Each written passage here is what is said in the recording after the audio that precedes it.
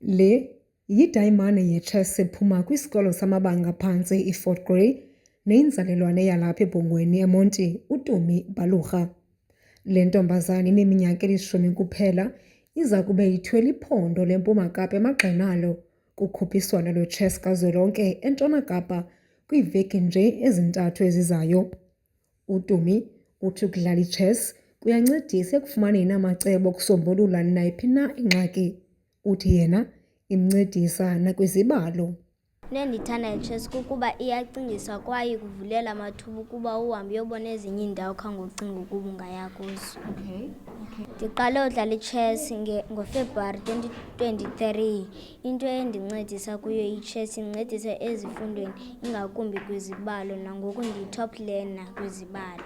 Ngenxa yokungabikho kweziseko ezidingekayo, umqeqeshi wakhe uKhanyiso Petse umqeqeshela kwikhonteyina abayinikwa yiRotary Club yaseMonti. uPetse uthi ukuzimisela kukaTumi yeyona nto ephambili emphumelelisayo. Uthi nangona zintathu nje iiveki ezishiyekileyo phambi kokuba baye eNtshona Kapa, zisezininzi izidingo zabo. We are almost halfway for a trip, we are say Western Cape. So sisadinga i-transport, flights, ile nto ukutya, nokuya ke from the venue to the accommodation, meaning that la Uber fare. Europe ke ayikacaci. So sisazama kodwa ukuthetha nee-sponsors, sisazama ubhala ileta njalo njalo, otherwise akabi khona ithembisayo ncam. Kunyaka ophelileyo, uTumi waphuma kwindawo yokuqala kukhuphiswano lwetshesi yezikolo kweli phondo. Umama wakhe uXolelwa Bhalugha uthi uTumi uzimisele ngolona hlobo kwaye usoloko ejonge impumelelo. Okwesithathu uthe xa ephinde odlala kanti kulapho isuka khona indaba zange baphinda aluze. Qha into ebeyayibuye imkhathazile kuba angafumani imedala or isatifiketi. Yena ngathi xa ephumile abuye ephethe something. Apha ekuqaleni konyaka, I think ibiyi-5 or 4 kaJanuwari beyodlala eBeacon Bay Library. Ubuye phaa uTumi eyi-best female of the tournament. I think yayiziinyembezi zovuyo, ndazibona sehla inyembezi.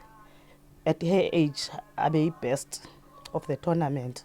uTumi uphuma kwikhaya elingathathi ntweni. Umama wakhe uthi umnqweno wakhe kukubona uTumi ethatha inxaxheba kuzo zonke ezi tumente. Uthi amalungiselelo kwiGreece awakaqali ukuba akazi nokuba nkqonkqoze kowuphi na umnyango. Eyona nto bendiyicinga ndithe ndawujonga uTumi uyegqithela, but ke ngoku umama akanazo impiko zoba makagqithele. Ndingathanda wonke umntu obukeleyo senje ondimameleyo kube kufike into entliziyweni yakhe akwazi uba anikele loo nto anayo ezawukwenza uTumi akwazi uyofika eCape Town and eEurope, because if uTumi akanakwazi ukufika kwezi ndawo I feel like ndizabe ndimfeyili as umzali wakhe. Kulindeleke ukuba uTumi antingele kwilizwe laseGreece ukuya kuthatha inxaxheba kukhuphiswano lwetshesi esiya kumela ilizwe loMzantsi Afrika kule nyanga iMeyo. NdinguYamkela Mtshiyo weendaba ze-MPK eMonti.